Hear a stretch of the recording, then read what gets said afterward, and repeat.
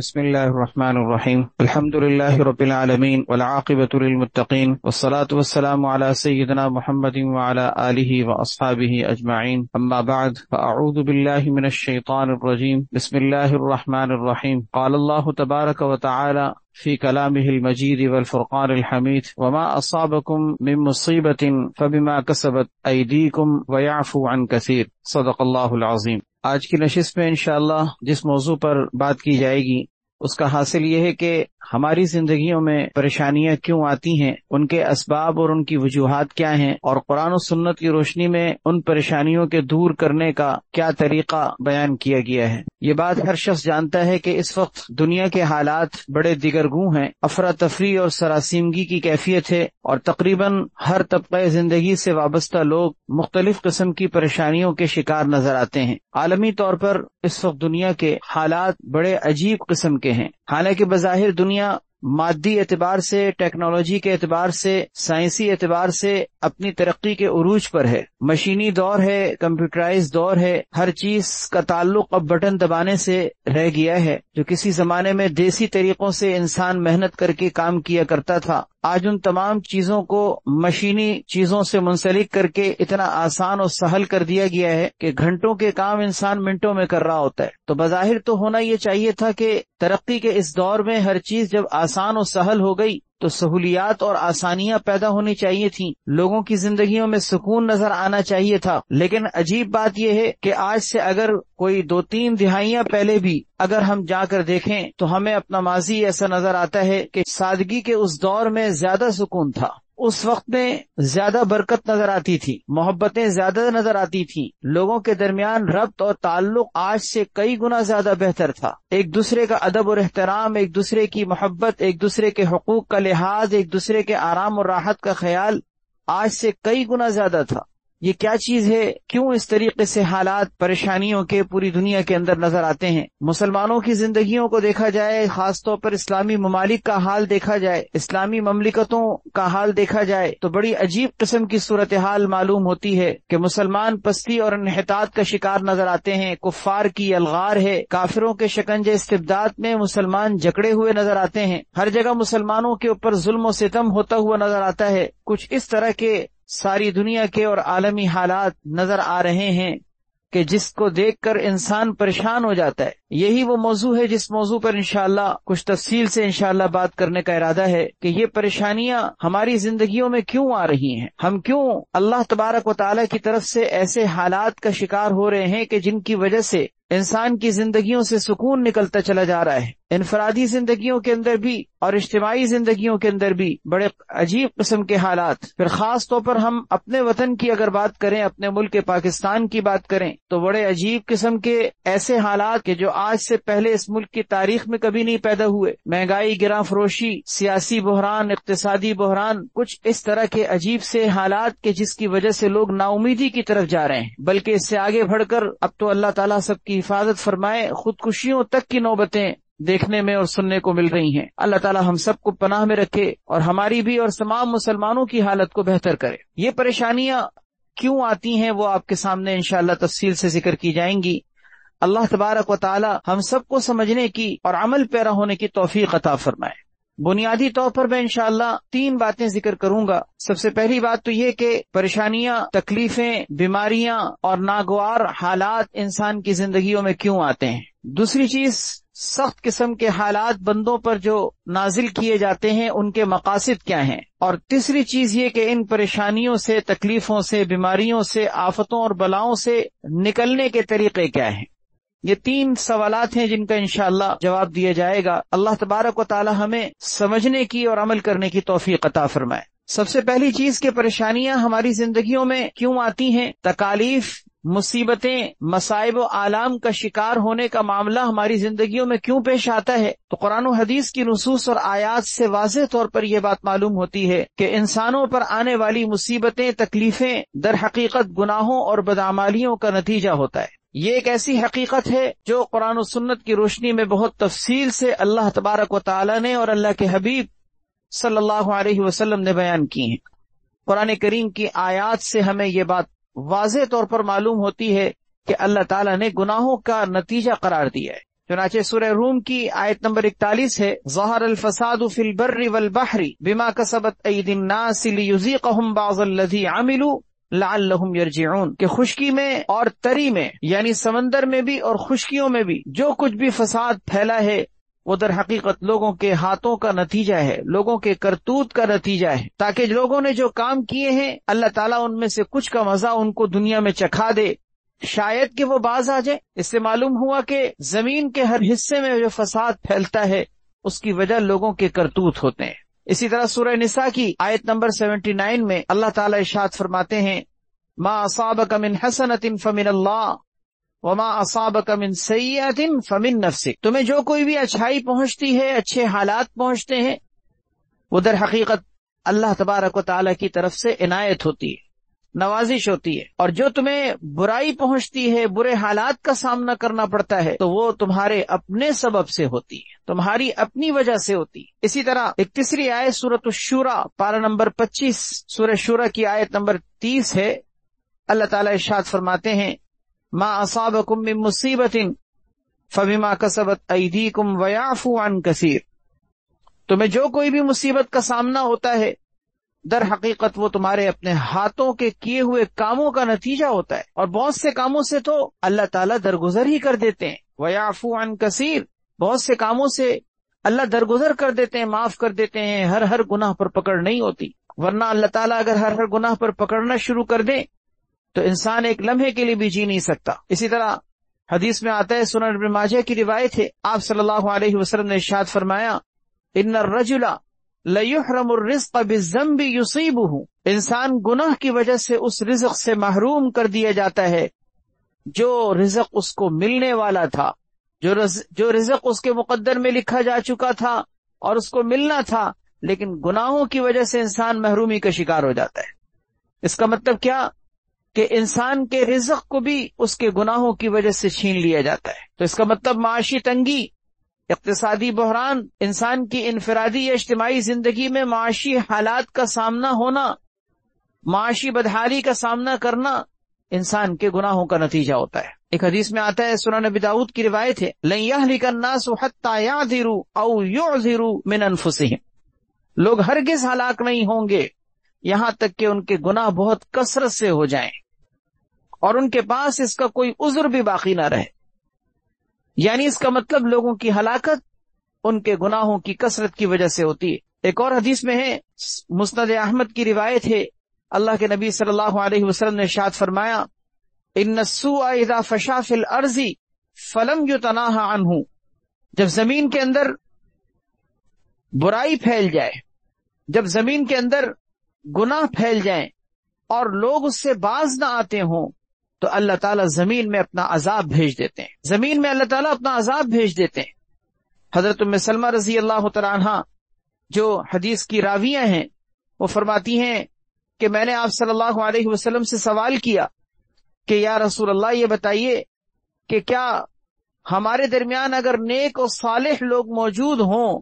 تو کیا ان کے ہوتے ہوئے بھی عذاب آئے گا؟ ٹھیک ہے، زمین کے اندر گناہ پھیل گئے، برائی پھیل گئی، اللہ کی نافرمانی پھیل گئی، لیکن نیکوکار بھی تو موجود ہوتے ہیں،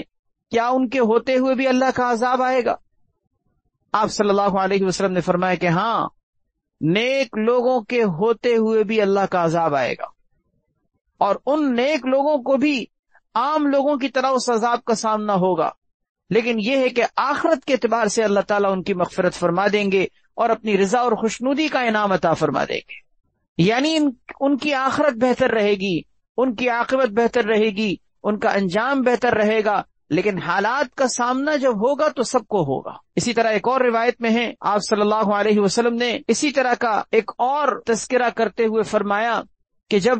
زمین میں گناہ پھیل جاتے ہیں تو اللہ کی طرف سے ہلاکتوں کے فیصلے ہوتے ہیں۔ ایک صحابی نے سوال کیا کہ نیک لوگوں کے ہوتے ہوئے بھی ہوں گے؟ آپ نے فرمایا ہاں، جب امت کے اندر گندگی پھیل جائے گی، یعنی گندے قسم کے گناہ پھیلیں گے، تو ان گندے قسم کے گناہوں کی وجہ سے عذاب کا جب فیصلہ آئے گا تو عذاب کے فیصلوں کا سب کو سامنا کرنا پڑے گا۔ قرآن کریم کی آیت ہے سورہ طٰہٰ پارہ نمبر 16، اس کی آیت نمبر ہے سورہ طٰہٰ کی 124 نمبر آیت۔ کیا وضاحت کے ساتھ اللہ تعالیٰ نے اس بات کو ذکر کیا ہے کہ انسان کے روزی کا اور اس کی معاشی تنگی کا تعلق اللہ سے غافل ہونے اور اللہ کے ذکر سے غفلت اختیار کرنے کا نتیجہ ہوتا ہے۔ چنانچہ ارشاد فرمایا من اعرض عن ذکری فإن له معیشۃ ضنکا، جس نے میری نصیحت سے منہ موڑا، میری نصیحت سے انحراف کیا، اعراض کیا۔ نصیحت کا مطلب قرآن کریم بھی ہے، نصیحت کا مطلب شریعت بھی ہے، اللہ کے احکامات بھی ہیں، ان سب کو ذکر کہا جاتا ہے، نصیحت کہا جاتا ہے۔ من اعرض عن ذکری، جس نے میری نصیحت سے انحراف کیا، منہ موڑا، تو میں اللہ تبارک و تعالیٰ فرماتے ہیں کہ اس کی زندگی کو تنگ کر دوں گا۔ فإن له معیشۃ ضنکا، اس کو بڑی تنگی کی زندگی ملے گی، بڑی تنگی کے ساتھ زندگی ملے گی، اس کی معیشت کو تنگ کر دیا جائے گا، اور قیامت کے دن ہم اسے اندھا کر کے اٹھائیں گے۔ وہ پوچھے گا رب لما حشرتنی اعمی وقد کنت بصیرا، کہ مجھے اندھا کر کے کیوں اٹھایا، حالانکہ میں تو دنیا میں دیکھا کرتا تھا، بینا تھا، اپنی آنکھوں سے دیکھا کرتا تھا۔ اللہ تعالیٰ جواب دیں گے کذالک اتتک آیاتنا فنسیتہا وکذالک اليوم تنسا، تمہارے پاس دنیا میں ہماری آیتیں آتی رہیں لیکن تم ان کو دیکھ کر اعراض کرتے رہے، ان کو فراموش کرتے رہے، تم ان سے منہ موڑتے رہے، آج کے دن تمہیں بھی ایسے ہی بھلا دیا جائے گا جیسے کہ تم نے دنیا میں ہماری آیتوں کو بھلایا تھا۔ یہ سورہ طٰہٰ کی آیت ہے، اس پہ ذرا غور کیجئے، اس میں کیا وضاحت کے ساتھ یہ بات کر دی گئی کہ انسان کی روزی، اس کی معیشت کی تنگی ذکر سے، اللہ کی نصیحت سے غفلت کا نتیجہ ہوتا ہے۔ یہ تو ایک عمومی طور پر آپ کے سامنے جو میں نے آیتیں رکھی، نصوص اور روایات رکھی، ان سے ایک عمومی طور پر یہ بات معلوم ہوتی ہے کہ گناہوں کی وجہ سے اللہ کا عذاب آتا ہے، گناہوں کی وجہ سے پریشانیاں آتی ہیں، گناہوں کی وجہ سے انسان کی انفرادی اور اجتماعی زندگیاں متاثر ہوتی ہیں۔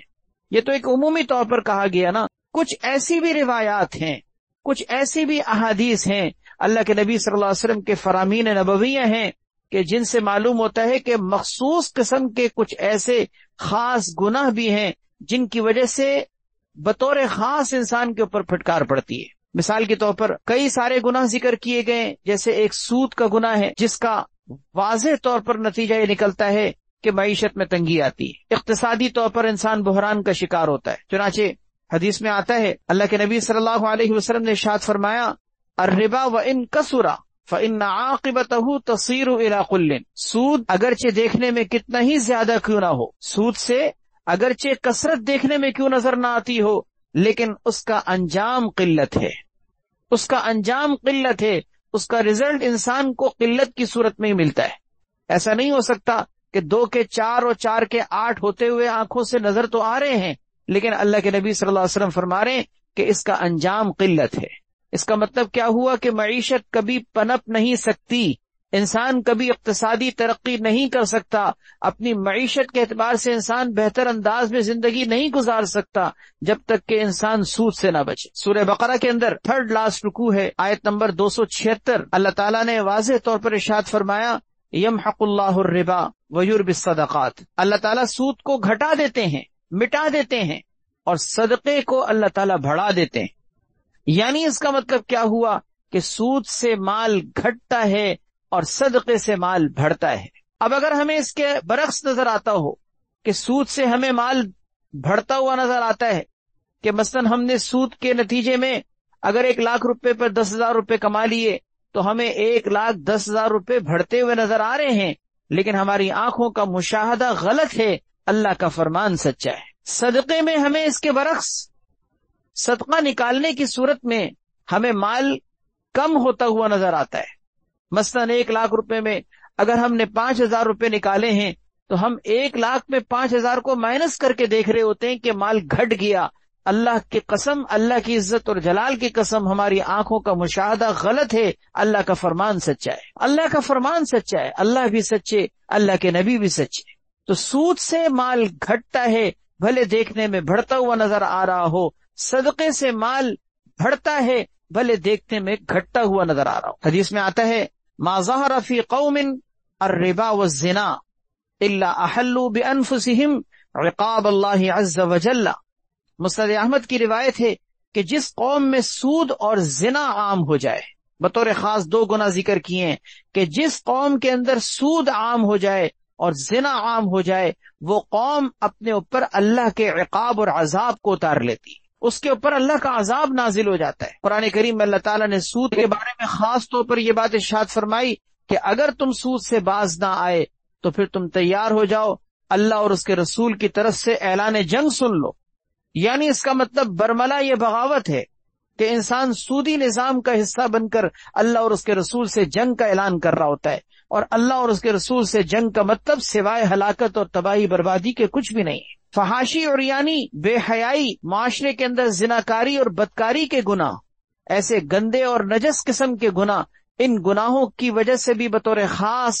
آپ صلی اللہ علیہ وسلم نے پریشانیاں، عذاب کے نزول کی آپ نے وعیدیں بیان فرمائی۔ سنن ابن ماجہ کی روایت میں ہے، آپ صلی اللہ علیہ وسلم نے ارشاد فرمایا کہ جس قوم میں فحاشی یعنی بدکاری وغیرہ کے گناہ علل اعلان ڈنکے کی چوٹ پر ہونے لگیں، اس قوم میں طاعون پھیل جاتا ہے، اور ایسی وبائی بیماریاں اور ایسی طرح طرح کی بیماریاں پھیلتی ہیں کہ جو ان سے پہلے لوگوں میں نہیں تھی، گزرے ہوئے لوگوں میں کبھی ان کا نام تک نہیں تھا، لیکن فحاشی کی وجہ سے، بدکاری کی وجہ سے، زناکاری کی وجہ سے اس طرح کی بیماریاں پیدا ہونے لگتی۔ مسند ابو یعلا کی روایت ہے، ما ظہرت الفاحشۃ فی قوم الا سلط اللہ علیہم الموت، جس قوم میں فحاشی اور بے حیائی کی قسم کے مختلف گناہ پھیل جائیں، اللہ تعالیٰ ان کے اوپر موتوں کی کثرت کو مسلط کر دیتے ہیں، یعنی کثرت سے اموات ہونے لگتی ہیں، کثرت سے لوگ ہلاک ہونے لگتے ہیں۔ مستدرک حاکم کی روایت ہے، آپ صلی اللہ علیہ وسلم نے ارشاد فرمایا کہ جب زنا عام ہو جائیں، قتل و غارت گری کا چرچا ہو جائے، لوگ ایک دوسرے کے خون کے پیاسے بن جائیں، تو اس وقت زنا کی کثرت اور قتل و غارت گری کی کثرت کی وجہ سے طاعون پھیلتا ہے، وبائی قسم کے امراض پھوٹ پڑتے ہیں۔ اسی طرح ناپ تول میں کمی، اس کو بھی بطور خاص بیان کیا گیا کہ اگر ناپ تول میں کمی کی جانے لگے تو اللہ کے نبی صلی اللہ علیہ وسلم نے ارشاد فرمائے کہ بارش روک دی جاتی ہے۔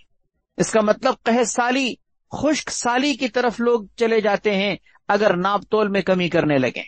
ناپ تول میں کمی کا مطلب صرف کانٹے کا کم کرنا نہیں ہے، صرف انسان کا وزن کم کرنا نہیں ہے، بلکہ لوگ اگر اپنی ذمہ داریوں کو پورا نہ کریں، تنخواہیں پوری لیں اور کام نہ کریں، انسان کے اندر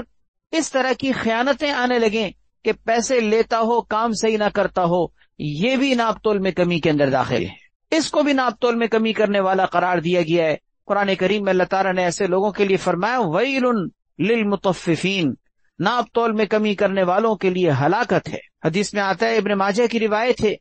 جو قوم ناپ تول میں کمی کرنے لگتی ہے اس کے اوپر قحط سالی مسلط کر دی جاتی ہے۔ اسی طرح مصائب کی شدت میں وہ لوگ جکڑ دیے جاتے ہیں، حکمرانوں کا ظلم و ستم ان کے اوپر ڈال دیا جاتا ہے۔ آج لوگ اپنے معاشی حالات وغیرہ کا قصوروار حکمرانوں کو قرار دے رہے ہیں۔ ٹھیک ہے، اس میں کوئی شک نہیں کہ ہماری ملک کی صورتحال سیاسی بحران کی طرف ہے، اور حکمرانوں کا ظلم و ستم بھی ہے، ان کا عدل و انصاف سے تہی دست ہونا بھی ہے، یہ ساری چیزیں بھی ہیں، لیکن ایسے حکمران مسلط کیوں ہوئے؟ یہ بھی تو ایک ایسی چیز ہے جس پہ غور کرنا چاہیے۔ ان حکمرانوں کا مسلط ہونا بھی تو اللہ کی طرف سے ایک عذاب ہے، وہ عذاب انسان کے اوپر اس کے گناہوں کی وجہ سے آتا ہے۔ فرمایا کہ جب ناپ تول میں کمی ہونے لگے، قحط سالی مسلط کر دی جاتی ہے، مصائب کی شدت میں لوگ جکڑ دیے جاتے ہیں، اور حکمرانوں کے ظلم و ستم میں مبتلا کر دیے جاتے ہیں۔ اسی طرح زکوٰۃ نہ دینے کے بارے میں بھی نبی کریم صلی اللہ علیہ وسلم نے اسی طرح کے حالات بیان کیے۔ آپ نے فرمایا کہ جو قوم اپنے مال کی زکوٰۃ نہیں دیتی ان کے اوپر سے بارش روک دی جاتی۔ پھر فرمایا کہ وَلَوْلَا الْبَهَائِمُ لَمْ يُمْطَرُوا، اگر زمین میں چوپائے اور جانور نہ ہوتے تو بارش کا ایک قطرہ بھی نہ برستا، بارش کا ایک قطرہ بھی نہ برستا۔ جو بارش ہوتی ہوئی تھوڑی بہت نظر آتی ہے، جو انسان کی زندگی میں تھوڑا بہت ہریالی کا معاملہ دیکھنے میں آ رہا ہوتا ہے، وہ جانوروں کی وجہ سے۔ ورنہ زکوٰۃ اگر کسی قوم میں دینے کا مزاج ختم ہو جائے، بارش بند کر دی جائے، خشک سالی اور قحط سالی مسلط کر دی جائے۔ اسی طرح عہد شکنی، بد عہدی، ایگریمنٹ کی خلاف ورزی، زبان دے کے مکر جانا، وعدہ کر کے خلاف ورزی کرنا، یہ بھی ایک ایسا گناہ کہ جس کی وجہ سے بطور خاص عذاب کو بیان کیا گیا ہے۔ فرمایا جو قوم اللہ اور اس کے رسول کے عہد کو توڑتی ہے تو اللہ تبارک و تعالیٰ ان کے دشمنوں کو ان کے اوپر مسلط کر دیتے ہیں۔ اس کا مطلب کیا ہوا کہ عہد شکنی کا نتیجہ یہ ہوتا ہے کہ دشمنوں کا غلبہ ہوتا ہے، دشمن مسلط کر دیے جاتے ہیں، اور پھر اس کے بعد یہ ہوتا ہے کہ وہ لوگ لوگوں کے اموال کو چھینتے ہیں، یعنی وہ دشمن مسلط ہوتے ہیں اور دشمن کے مسلط ہونے کے بعد وہ آ کر انہی لوگوں کے مالوں کو چھینتے ہیں۔ غیر قوموں کا مسلمانوں پر مسلط ہونا اس حدیث سے معلوم ہوتا ہے کہ اس کی ایک بڑی وجہ عہد کی خلاف ورزی ہے۔ عہد کی پاسداری نہ کرنا بھی اس کی ایک بہت بڑی وجہ ہے کہ جس کی وجہ سے اس طرح کی غیر قوموں کا مسلط ہونے کا معاملہ دیکھنے میں آتا ہے۔ اسی طرح ابن ماجہ کی ایک روایت میں خلاف شریعت فیصلے کرنے کو بھی ایک عذاب الہی کے نزول کا سبب قرار دیا گیا ہے۔ چنانچہ فرمایا جب مسلمان حکمران اللہ کی کتاب کے مطابق فیصلہ نہ کرتے ہوں، اللہ کی کتاب کے مطابق فیصلے نہ کرتے ہوں بلکہ شریعت سے ہٹ کر فیصلے کرتے ہوں، تو ایسی صورت میں اللہ تعالیٰ ان کے درمیان اختلافات اور خانہ جنگی پیدا کرتے ہیں۔ اختلافات اور خانہ جنگی پیدا کرتے ہیں، لوگوں کے درمیان ایسے اختلافات پیدا ہو جاتے ہیں کہ لوگ ایک دوسرے کو مار کر کٹنا شروع ہو جاتے ہیں۔ خانہ جنگی، اندرونی بغاوت، یہ چیزیں پھیل جاتی ہیں۔ کیوں؟ تم نے قرآن کو چھوڑا، تم نے شریعت کے مطابق فیصلے کرنے کو چھوڑا، اللہ نے تمہیں اپنے اندر کے حالات کا شکار کر دیا۔ اسی طرح ایک اور گناہ بطور خاص ذکر کیا گیا ہے، شراب نوشی اور گانے بجانے کا عام ہو جانا۔ یہ بھی ایک ایسا سبب ہے کہ جس کی وجہ سے عذاب الہی نازل ہوتا ہے۔ ابن ماجہ کی روایت ہے کہ آپ صلی اللہ علیہ وسلم نے قرب قیامت میں پیدا ہونے والے فتنوں کی پیشن گوئیاں کرتے ہوئے فرمایا کہ ضرور بضرور ایسا ہوگا، یہ وقت ضرور آئے گا کہ میری امت کے کچھ لوگ شراب کا نام بدل کر پیئیں گے، شراب کا ٹائٹل بدل کے پیئیں گے۔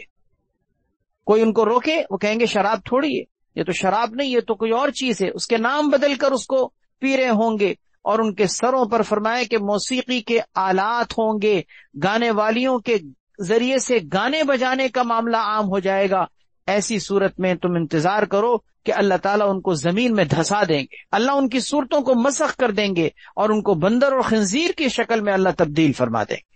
یعنی صورتیں مسخ ہونا، اسی طرح زمین میں دھسنے کے واقعات کا پیش آنا، یہ بھی اس وجہ سے کہ بطور خاص فرمایا گیا کہ شراب کا نام بدل کر پی رہے ہوں گے، یعنی اس کو جائز سمجھ رہے ہوں، گانے بجانے عام ہوں گے، میوزک موسیقی عام ہو جائے گی، گانے بجانے کو کوئی گناہ بھی نہیں سمجھا جا رہا ہو۔ جیسے آج کے دور میں آپ دیکھیں کہ میوزک موسیقی کون سی ایسی چیز ہے کہ جس کے اندر شامل نہ ہو، چھوٹی سی کوئی چیز بھی ہو تو اس کے پیچھے بیک پہ چل رہی ہوتی ہے میوزک اور موسیقی۔ مطلب اتنا زیادہ اس چیز کو عام کر دیا گیا کہ آج ذہن سے یہ چیز نکلتی چلی جا رہی ہے کہ میوزک بھی کوئی گناہ ہے، موسیقی بھی کوئی گناہ ہے، گانا بجانا بھی کوئی گناہ کی چیز ہے۔ نعوذ باللہ من ذالک۔ حالانکہ یہ گانے بجانے، یہ میوزک اور موسیقی کی چیزیں ایسی چیز ہیں کہ حدیث میں ان کو دلوں میں نفاق کے پیدا ہونے کا سبب قرار دیا گیا ہے کہ اگر کوئی مومن، کوئی مخلص مومن اگر کوئی گانے بجانے میں لگ جائے، اخلاص اس کا نکل جائے گا، دل میں نفاق کا بیج پڑ جائے گا، کیونکہ یہ دل میں نفاق پیدا کرتا ہے۔ ایک حدیث میں آتا ہے کہ گانے بجانے سے دل میں ایسے نفاق پیدا ہوتا ہے جیسے کہ زمین میں پانی ڈالنے سے کھیتی اگتی ہے۔ اللہ اکبر۔ بہرحال یہ مختلف قسم کے گناہ ذکر کیے گئے ہیں کہ جن کے اسباب کے طور پر یہ بات بتائی گئی کہ ان گناہوں کی وجہ سے حالات آتے ہیں، حکمرانوں کا ظلم و ستم ہوتا ہے، معاشی تنگیاں آتی ہیں، خشک سالی مسلط ہوتی ہے، قحط سالی مسلط ہوتی ہے، بارشیں روک دی جاتی ہیں، خانہ جنگی پھیل جاتی ہے، اختلافات ہو جاتے ہیں، موتوں کی کثرت ہو جاتی ہے۔ یہ سارے حالات جو اس وقت امت کے اندر پیش آ رہے ہیں، میں نے بھی آپ کے سامنے گناہ ذکر کیے ہیں، یہ گناہوں کا منظر دیکھیں چاروں طرف پھیلا ہوا ہے۔ اسی وجہ سے افراتفری، اس وقت سراسیمگی کی کیفیت اور حالات کی کشیدگی اس وقت پوری دنیا کے اندر نظر آ رہی۔ تو ظاہر ہے کہ ان حالات کے ختم کرنے کا، ان حالات سے نکلنے کا، ان بدحالی کی زندگیوں سے نکل کر خوشحالی کی زندگیوں کی طرف آنے کا کیا راستہ ہے، کیا طریقہ ہے؟ یہی نا کہ ہم ان گناہوں سے نکلیں، ان گناہوں کو اپنی زندگیوں سے ختم کریں۔ ہم اگر نہیں ختم کر سکتے معاشرے کے اندر سے ان گناہوں کو، اگر ہم ان حالات کو جو مسلمانوں کے اندر یا پوری دنیا کے اندر پھیلے ہوئے ہیں، اگر ہم ان گناہوں کا خاتمہ نہیں کر سکتے، لیکن کم سے کم ہم اپنی زندگی پر تو اختیار رکھتے ہیں نا، کم سے کم ہم اپنی ذاتی زندگی کی تو اصلاح کر سکتے ہیں، اپنی گھریلو زندگی کی تو اصلاح کر سکتے ہیں، اپنی فیملی کے اندر ہم اس طرح کے کوئی بھی گناہ دیکھیں، ہم ان گناہوں کی اصلاح کریں، ان گناہوں کو دور کریں، ان گناہوں سے اپنا کنارہ کریں تاکہ ہماری زندگیوں سے ان حالات کا خاتمہ ہو۔ یہ سب سے پہلی چیز تھی، یعنی کہ گناہ کی وجہ سے انسان کی زندگیوں میں پریشانی آتی۔ دوسری بات یعنی مصائب اور آلام کے نزول کے مقاصد۔ اب تک جو بات ہوئی ہے اس کو سمجھنا چاہیے کہ مصائب اور آلام تکالیف انسان کی زندگیوں میں جو آتے ہیں، ٹھیک ہے، اس کی بہت بڑی وجہ عذاب ہے، اللہ تبارک و تعالی کی ناراضگی ہے، لوگوں کے کرتوت ہیں، انسان کے گناہوں کی کثرت ہے، لیکن اس کے ساتھ ساتھ یہ بھی سمجھنا چاہیے کہ کچھ دوسری وجوہات بھی ہوتی ہیں جن کی وجہ سے انسان کی زندگیوں میں تکلیفیں آتی ہیں۔ علماء نے لکھا ہے کہ تقریباً کوئی 6-7 ایسے اسباب ہوتے ہیں، مقاصد ہوتے ہیں کہ جن کی وجہ سے اللہ تبارک و تعالی کی طرف سے مصیبتیں، پریشانیاں، تکلیفیں آتی۔ ایک تو یہی عذاب جس کی تفصیل ابھی ہوئی ہے پہلی بات میں، کہ اللہ تبارک و تعالی کی طرف سے انسان کی زندگی میں پریشانیاں آتی ہیں، تکلیفیں آتی ہیں، وہ اس کے گناہوں کا نتیجہ ہوتا ہے، جس کی وجہ سے اللہ تبارک و تعالی اپنے بندوں کے اوپر ان کی گناہوں کی کثرت کی وجہ سے تکلیفیں دیتے ہیں۔ عذاب کی صورت میں ان کے اوپر وہ تکلیفیں آتی ہیں، پریشانیوں کی صورت میں وہ ان کے اوپر تکلیفیں آتی ہیں۔ دوسرا مقصد تنبیہ بھی ہوتا ہے۔ تنبیہ کا مطلب یہ ہے کہ اللہ تعالیٰ اپنے بندوں کو جگانا چاہتے ہیں، سوئے ہوئے بندوں کو جگانا چاہتے ہیں، غفلت میں پڑے ہوئے بندوں کو جگانا چاہتے ہیں، بیدار کرنا چاہتے ہیں کہ میرے بندے غفلت اور بے فکری اور لاپرواہی کی زندگیوں سے نکلیں اور اللہ کی طرف متوجہ ہوں، اللہ کی طرف رجوع کریں۔ بہت سی آیات میں اللہ تعالیٰ نے اس مقصد کو واضح کیا ہے۔ سورۃ الاعراف کی آیت نمبر 168 168 وَبَلَوْنَاهُمْ بِالْحَسَنَاتِ وَالسَّيِّئَاتِ لَعَلَّهُمْ يَرْجِعُونَ، ہم نے انہیں اچھے برے حالات سے آزمایا تاکہ وہ راہ راست کی طرف لوٹ آئیں۔ سورہ الف لام میم سجدہ پارہ نمبر 21 اس کی آیت نمبر ہے 21 وَلَنُذِيقَنَّهُم مِّنَ الْعَذَابِ الْأَدْنَىٰ دُونَ الْعَذَابِ الْأَكْبَرِ لَعَلَّهُمْ يَرْجِعُونَ، ہم اس بڑے عذاب سے پہلے یعنی جو آخرت کا بڑا عذاب ہے، ہم انہیں کم درجے کا عذاب کا مزہ بھی ضرور چکھائیں گے، لعلہم یرجعون، شاید کہ یہ رجوع کر لیں، باز آ جائیں۔ اسی طرح سورہ روم کے اندر 21ویں پارے میں آیت نمبر 41 ظہر الفساد فی البر والبحر بما کسبت ایدی الناس لیذیقہم بعض الذی عملوا لعلہم یرجعون، لوگوں نے اپنے ہاتھوں جو کمائی کی ہے اس کی وجہ سے خشکی اور تری میں فساد پھیل گیا، تاکہ انہوں نے جو کام کیے ہیں اللہ ان میں سے کچھ کا مزہ ان کو چکھائے، شاید کہ وہ باز آ جائیں۔ اسی طرح ایک اور جگہ سورہ زخرف کے اندر پارہ نمبر 25 آیت نمبر ہے سورہ زخرف کی 48 اخذناہم بالعذاب لعلہم یرجعون، ہم نے انہیں عذاب میں پکڑا تاکہ وہ باز آ جائیں۔ اب غور کیجئے، لعلہم یرجعون، لعلہم یرجعون، یہ جملہ کتنی جگہ ریپیٹ ہوا عذاب کے موقع پر، عذاب کا تذکرہ کرتے ہوئے۔ وجہ کیا؟ کہ اللہ کی طرف سے آنے والی تکلیفوں کا ایک بڑا مقصد یہ ہوتا ہے کہ لعلہم یرجعون، بندے اللہ کی طرف رجوع کریں، اللہ کی طرف راغب اور مائل ہوں، غفلت کی زندگی سے نکلیں، خواب غفلت سے بیدار ہو کر اللہ کی طرف متوجہ ہوں، اس کو کہتے ہیں تنبیہ۔ تو پہلا مقصد عذاب، دوسرا مقصد تنبیہ، تیسری چیز ہے آزمائش۔ اللہ کی طرف سے مصائب و آلام، تکالیف انسان کی زندگیوں میں آزمائش کے طور پر بھی آتے ہیں۔ سورہ بقرہ کے اندر دوسرے پارے میں آیت نمبر 155 میں اللہ تعالیٰ نے ارشاد فرمایا وَلَنَبْلُوَنَّكُمْ بِشَيْءٍ مِّنَ الْخَوْفِ وَالْجُوعِ وَنَقْصٍ مِّنَ الْأَمْوَالِ وَالْأَنفُسِ وَالثَّمَرَاتِ، ہم ضرور بضرور تمہیں آزمائیں گے، کچھ خوف دے کر، بھوک دے کر، اموال کو کم کر کے، جانوں کو کم کر کے، میوہ اور پھلوں کو کم کر کے، یعنی مختلف قسم کی تکلیفوں کے ذریعے سے ہم تمہیں ضرور بضرور آزمائیں گے۔ اس آزمائش کے موقع پر اے نبی آپ ایسے لوگوں کو بشارت سنا دیجئے جو صبر و شکر کا دامن تھامتے ہیں، جو تسلیم و رضا کا پیکر بن کر اللہ کی طرف سے آئی ہوئی تکلیفوں کو برداشت کرتے ہیں، اور ان کی زبان سے قالن اور حالن یہی نکلتا ہے انا للہ و انا الیہ راجعون۔ سورہ عنکبوت میں پارہ نمبر 20 اللہ تعالیٰ شروع میں یہ ارشاد فرماتے ہیں احسب الناس ان یترکوا، کیا لوگ یہ سمجھے بیٹھے ہیں کہ انہیں چھوڑ دیا جائے گا ایمان لانے کے بعد، کہ وہ صرف اپنی زبان سے یہ کہہ دیں کہ ہم ایمان لے آئے، ان کو چھوڑ دیا جائے گا؟ نہیں نہیں، آزمایا جائے گا، اور صرف انہیں کیا، ہم نے تو پہلے لوگوں کو بھی آزمایا ہے، وَلَقَدْ فَتَنَّا الَّذِينَ مِن قَبْلِهِمْ، ہم نے تو ان سے پہلے لوگوں کو بھی آزمایا ہے۔ تو جب ایمان لائے ہیں آزمایا جائے گا، البتہ جتنا ایمان ہوتا ہے، جیسا ایمان ہوتا ہے، جس درجے کا ایمان ہوتا ہے، آزمائش بھی اسی درجے کی ہوتی ہے۔ انبیاء علیہ الصلوۃ والسلام کا ایمان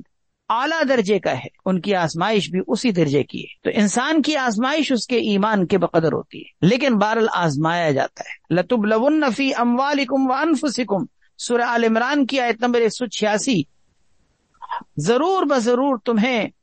تمہارے مالوں کے ذریعے سے، تمہاری جانوں کے ذریعے سے آزمایا جائے گا۔ حدیث میں آتا ہے، بخاری شریف کی روایت ہے، انسان کی آزمائش اس کے گھر والوں کے ذریعے سے، اس کے مال کے ذریعے سے، اس کی اولاد کے ذریعے سے، اس کے پڑوسیوں کے ذریعے سے، مختلف ذریعوں سے کی جا رہی ہوتی، اور ان سب کا کفارہ 5 چیزیں بنتی ہیں: نماز، روزہ، صدقہ، امر بالمعروف اور نہی عن المنکر۔ یعنی انسان اعمال میں لگا رہے، نماز میں، ذکر میں، روزے میں، صدقے میں، امر بالمعروف نہی عن المنکر کے کام میں لگا رہے، اللہ تعالیٰ اس آزمائش سے انسان کو نکالتے ہیں۔ یہ کام دین کے، عبادت کے کام، بندگی کے کام انسان کے لیے اس کا کفارہ بن جاتے ہیں۔ بہرحال تیسرا اہم مقصد آزمائش بھی ہوتا ہے۔ 3 چیزیں ہو گئی، یعنی پہلی چیز عذاب، دوسری چیز تنبیہ، تیسری چیز آزمائش، چوتھی چیز کفارہ، یعنی کفارہ سیئات، گناہوں کا معاف ہونا۔ یہ بھی اللہ کی طرف سے آنے والی تکلیفوں کا ایک بڑا مقصد ہوتا ہے کہ انسان کے گناہ معاف ہوتے ہیں۔ حدیث میں آتا ہے، بخاری شریف کی روایت ہے، ما يصيب المسلم من نصب ولا وصب ولا هم ولا حزن ولا اذى ولا غم حتى الشوكة يشاكها الا كفر الله بها من خطاياه، او كما قال علیہ الصلوۃ والسلام۔ آپ صلی اللہ علیہ وسلم نے ارشاد فرمایا کہ مسلمان کو جب بھی کوئی تھکاوٹ پہنچتی ہے، بیماری پہنچتی ہے، کوئی فکر و اندیشے کا سامنا ہوتا ہے، رنج اور تکلیف یا غم کا سامنا ہوتا ہے، حتیٰ کہ کوئی معمولی سا کانٹا بھی اس کو چبھ جائے، اللہ تعالیٰ اس کے ذریعے سے اس کے گناہوں کو معاف کرتے ہیں۔ اللہ تعالیٰ اس کے ذریعے سے اس کے گناہوں کو، اس کی خطاؤں کو معاف کرتے ہیں۔ یعنی گویا کہ یہ ساری تکلیفیں، یہ فکر اور اندیشے، یہ غم، یہ حزن و ملال انسان کی زندگی کے لیے اندر اس کے گناہوں کے لیے کفارہ بنتے ہیں۔ ایک اور روایت بخاری شریف کی ہے کہ آپ صلی اللہ علیہ وسلم نے ارشاد فرمایا، کسی مسلمان کو چاہے بیماری کی وجہ سے یا کسی بھی وجہ سے جب کوئی تکلیف پہنچتی ہے، چاہے وہ کانٹا چبھنے کی تکلیف ہو یا اس سے اوپر کی کوئی تکلیف ہو، اللہ تعالیٰ اس تکلیف کی وجہ سے اس کے گناہوں کو اس طرح سے معاف کر دیتے ہیں جیسے درخت اپنے پتوں کو جھاڑ دیتا ہے۔ پتجھڑ کے موسم میں، خزاں کے موسم میں آپ نے دیکھا ہوگا کس طرح سے پتے جھڑتے ہیں، کیسا درخت خالی ہو جاتا ہے، پتا نام کی اس کے اندر کوئی چیز نظر نہیں آ رہی ہوتی۔ اسی طرح یہ بیماریاں، تکلیفیں، پریشانیاں، مصائب و آلام انسان کے لیے کفارہ سیئات بنتے ہیں۔ ایک اور روایت ترمذی شریف کی روایت میں ہے، ما يزال البلاء بالمؤمن والمؤمنة في نفسه وولده وماله حتى يلقى الله وما عليه خطيئة۔ کسی بھی مومن مرد ہو یا عورت، اس کو کوئی جان کی تکلیف، اولاد کی تکلیف، مال کی تکلیف، کوئی بھی تکلیف جو پہنچتی ہے، یہ اس کے لیے کفارہ سیئات بنتی ہے، اس کے گناہوں کے لیے مٹنے کا اور دور ہونے کا ذریعہ بنتی ہے، یہاں تک کہ وہ اسی طریقے سے ہوتا ہوتا جب اللہ تعالی سے جا ملتا ہے تو اس حالت میں ملتا ہے کہ اس کے اوپر کوئی گناہ کا بوجھ نہیں ہوتا۔ حضرت عائشہ صدیقہ رضی اللہ تعالیٰ عنہ فرماتی ہیں کہ جب بندوں کے گناہ زیادہ ہو جائیں اور ان کے لیے کوئی ایسا عمل نہ ہو جو ان کے لیے کفارہ سیئات بن سکے، ان کے گناہوں کے مٹنے کا ذریعہ بن سکے، تو اللہ تعالیٰ اس کو غم میں، تکلیف میں، حزن میں مبتلا کر دیتے ہیں تاکہ اس کے گناہوں کو اللہ تعالیٰ معاف کرے۔ یعنی اللہ تعالیٰ اس لیے تکلیف دیتے ہیں کہ میں اپنے بندے کو تکلیف دوں اور اس کو صبر کی توفیق دوں اور اس کی برکت سے اس کے گناہوں کو مٹاؤں، کیونکہ اس کے عمل میں کوئی ایسی چیز نہیں ہوتی کہ جو اس کے گناہوں کا کفارہ بن سکے۔ تو اللہ تعالیٰ پھر گناہوں کے کفارے کے طور پر اس کے اوپر مصیبت اور تکلیف بھیجتے ہیں اور پھر اس کو اس پر صبر کی توفیق دیتے ہیں تاکہ اس کے گناہ معاف۔ حضور صلی اللہ علیہ وسلم کے زمانے میں کسی شخص کا انتقال ہو گیا، تو اس شخص کے انتقال پر کسی دوسرے نے یہ بات آ کر کہی کہ اس شخص کو مبارک ہو کہ یہ کسی بیماری میں مبتلا ہوئے بغیر دنیا سے چلا گیا، یعنی کوئی اسے تکلیف نہیں تھی، کوئی بیماری نہیں تھی، بس ایسے ہی چلا گیا، اچانک کی موت۔ آپ صلی اللہ علیہ وسلم نے ارشاد فرمائے کہ نہیں نہیں نہیں نہیں، ایسا نہ کہو، وما یدریک، تمہیں کیا پتا، ہو سکتا ہے کہ اللہ تبارک و تعالیٰ اسے کسی مرض میں مبتلا کر دیتا، کسی بیماری میں مبتلا کر دیتا جو اس کے لیے ہو سکتا تھا کہ گناہوں کی معافی کا ذریعہ بن جاتی۔ تو یہ کوئی قابل مبارک بات تھوڑی ہے کہ تم یہ کہہ رہے ہو کہ بیمار ہوئے بغیر دنیا سے چلا گیا، نہیں، ہو سکتا ہے کہ بیماری آتی، اس کے لیے کفارہ سیئات بنتی اور وہ اس کو اور زیادہ پاک کر کے اللہ کے پاس پہنچنے کا ذریعہ بنتی۔ کیا مطلب اس بات کا کہ بیماریاں، تکلیفیں، پریشانیاں انسان کے لیے کفارہ سیئات بن کر آتی ہیں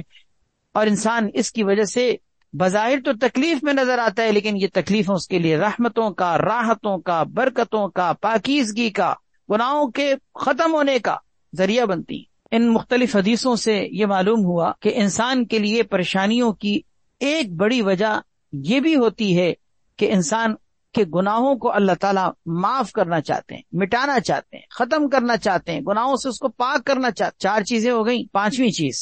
رفع درجات، درجات کی بلندی بھی کبھی مقصد ہوتی۔ جس طرح کفارہ سیئات ایک بڑا مقصد ہے، اسی طرح ایک مقصد یہ بھی ہے کہ اللہ تعالیٰ اپنے بندے کے درجات کو بلند کرنا چاہتے ہیں، بلند کرنا چاہتے ہیں۔ حدیث میں آتا ہے، ابو داؤد شریف کی روایت ہے، جب بندے کے لیے اللہ تعالیٰ کی طرف سے کوئی بڑا درجہ مقرر ہو جاتا ہے، اللہ فیصلہ کر دیتے ہیں کہ اس کو اس بڑے درجے تک پہنچانا ہے، لیکن بندے کے پاس کوئی ایسا عمل نہیں ہوتا کہ جس کے ذریعے سے وہ اس مقام تک پہنچ سکے، تو اللہ تعالیٰ اس کے ساتھ یہ رحمت والا معاملہ کرتے ہیں کہ اس کو جسمانی طور پر یا مالی طور پر یا اولاد وغیرہ کی طرف سے کسی مصیبت میں مبتلا کرتے ہیں، اور پھر اس مصیبت میں صرف مبتلا ہی نہیں کرتے بلکہ صبر کی توفیق بھی دیتے ہیں، اور اس صبر کی توفیق کی برکت سے اللہ تبارک و تعالی اس درجے تک اس کو پہنچا دیتے ہیں جو اس کے لیے طے کیا گیا تھا۔ اللہ اکبر۔ یعنی اس کا مطلب یہ ہوا کہ ایک خاص مقام اور درجے کا اس کے لیے فیصلہ کیا جا چکا ہوتا ہے، لیکن عمل میں کوئی ایسی چیز نہیں ہوتی جو اس مقام بلند تک اس کو پہنچا سکے۔ تو اللہ تکلیفوں، مسائل، مصیبتوں، بیماریوں کے ذریعے سے صبر دے کر اللہ اس مقام تک پہنچاتے ہیں۔ اس کا مطلب کیا ہوا کہ تکلیفوں کے آنے کا ایک بڑا مقصد رفع درجات بھی ہوتا ہے، درجات کی بلندی بھی ہوتی ہے۔ چھٹی چیز یہ ہے کہ تکالیف انسان کی زندگی میں نصیحت اور موعظت کا پیغام بن کر بھی آتی ہیں۔ انسان کو اس سے نصیحت ہو، عبرت حاصل ہو، آئندہ کی زندگی میں انسان ان سے کچھ چیزیں حاصل کرے، اپنی بیماریوں سے سبق حاصل کرے، اپنی پریشانیوں سے سبق حاصل کرے، اپنی تکلیفوں سے سبق حاصل کرے، اور آئندہ کے لیے وہ نصیحت حاصل کرے اور اپنی زندگی کو قیمتی بنائے۔ یہ بھی ایک بڑا مقصد ہوتا ہے۔ ابو داؤد شریف کی روایت ہے کہ مومن جب کسی بیماری میں مبتلا ہوتا ہے، پھر اللہ تعالیٰ اس کو اس بیماری سے نجات عطا کر دیتے ہیں، تو یہ بیماری اس کے لیے گناہوں کا کفارہ بھی ہوتی ہے اور آئندہ کے لیے باعث نصیحت بھی ہوتی ہے۔ یعنی اس بیماری سے اس کو نصیحت ملتی ہے، اس کو اپنی صحت کی قدر آتی ہے، اس کو اپنی صحت کی قدردانی نصیب ہوتی ہے،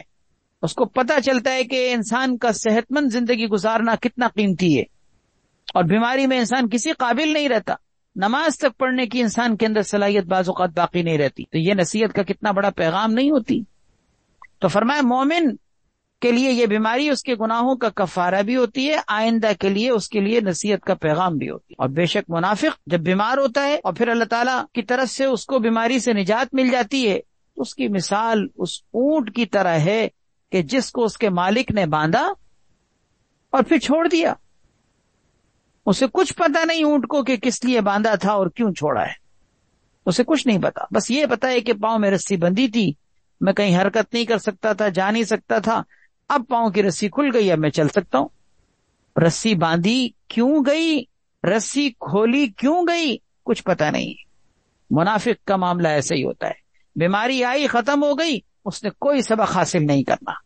اسے کچھ پتا نہیں کہ میرے رب نے مجھے بیماری کیوں دی تھی، نجات کیوں دی، پریشانیاں کیوں آئی تھیں، ختم کیوں ہوئیں، مسائل کا شکار میں کیوں ہوا تھا، حل کیسے ہوا۔ کہتا ہے زندگی ہے، زندگی میں یہ ہوتا ہے، کبھی انسان کی باڈی بیمار ہو جاتی ہے، تکلیف آ جاتی ہے، تو یہ ایسے ہی آ گئی، ختم ہو گئی۔ مومن ایسا نہیں ہوتا، مومن اس کو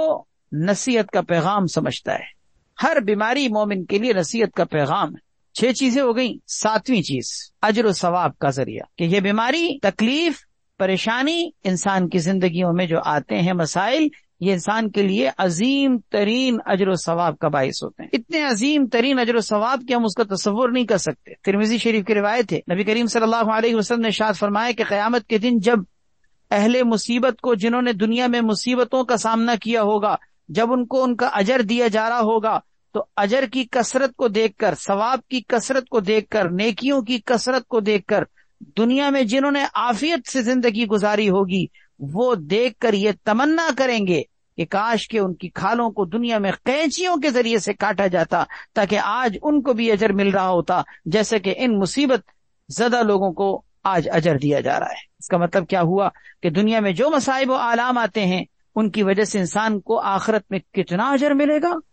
کتنی نیکیاں ملیں گی، کتنا بڑا ثواب کا ذخیرہ نصیب ہوگا، اس کا ہم تصور نہیں کر سکتے۔ اس ثواب کو دیکھ کر وہ عافیت والے لوگ، جنہوں نے مصیبتوں کا سامنا دنیا میں نہ کیا ہو، تو ان لوگوں کو تمنا ہوگی کہ کاش ہمارے جسموں کو قینچیوں سے کاٹا جاتا. حدیث قدسی ہے، اللہ تبارک و تعالی نے ارشاد فرمایا کہ جب میں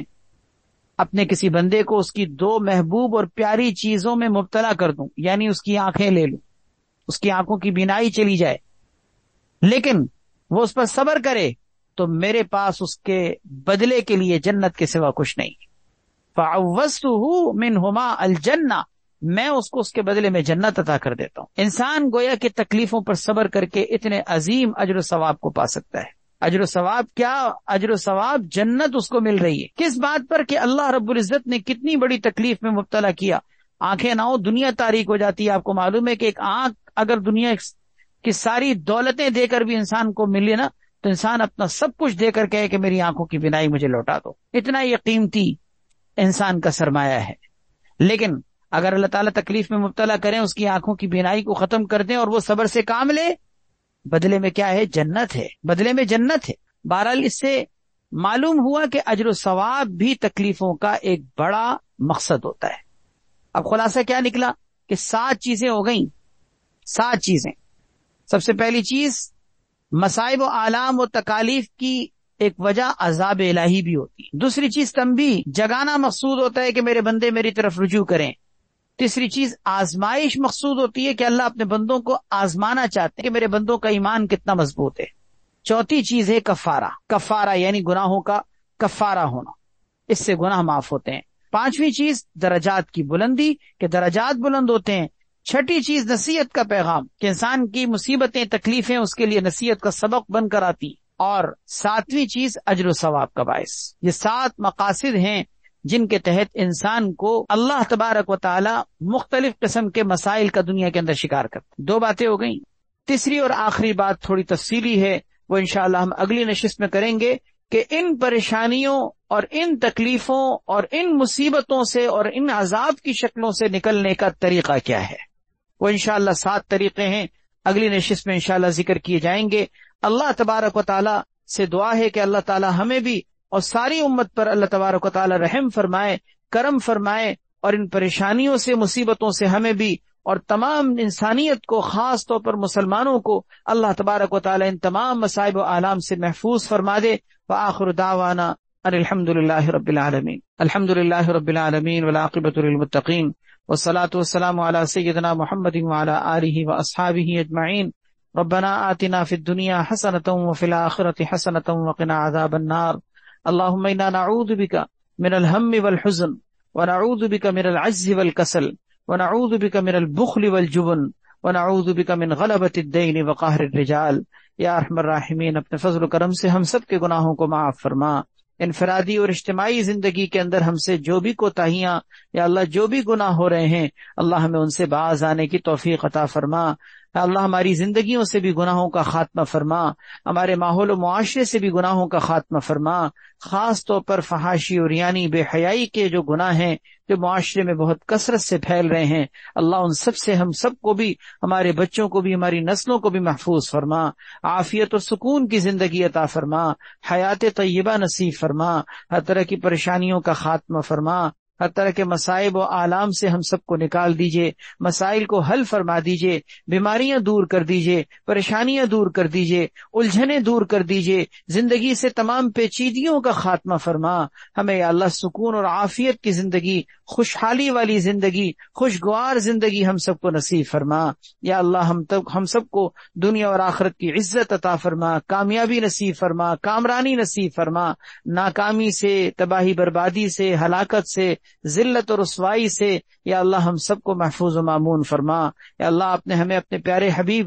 صلی اللہ علیہ وسلم کی امت میں پیدا کر کے ہم پر بہت بڑا احسان کیا ہے. ہمیں یا اللہ اس نعمت کی قدر کرنے کی توفیق عطا فرما، اور ہمیں اپنے پیارے نبی صلی اللہ علیہ وسلم کی سنت پر عمل پیرا ہونے کی توفیق عطا فرما، اتباع سنت اور اتباع شریعت کی توفیق عطا فرما. یا اللہ ہماری اس مجلس کو، ہماری اس محفل کو اپنی بارگاہ میں قبول اور منظور فرما. یا اللہ اس میں تمام شرکت کرنے والے چاہے مرد ہوں یا عورتیں، سب کو ان کے تمام مقاصد میں کامیابی نصیب فرما، سب کے گھروں میں خوشحالی پیدا فرما، سب کے حالات کو بہتر بنا، سب کے گھروں سے ہر طرح کی تنگیوں کا خاتمہ فرما، بیماریوں کا خاتمہ فرما، سب کے بچوں کو نیک و صالح متقی پرہیزگار بنا، آنکھوں کی ٹھنڈک بنا، ہر طرح کی فتنوں کی تمام شکلوں سے ہمیں بھی، ہمارے گھر کی مستورات اور خواتین کو بھی اور ہمارے بچوں کو بھی محفوظ و مامون فرما۔ سبحان ربک رب العزت عما یصفون وسلام علی المرسلین والحمد للہ رب العالمین۔ آمین آمین آمین یا رب العالمین برحمتک یا ارحم الراحمین۔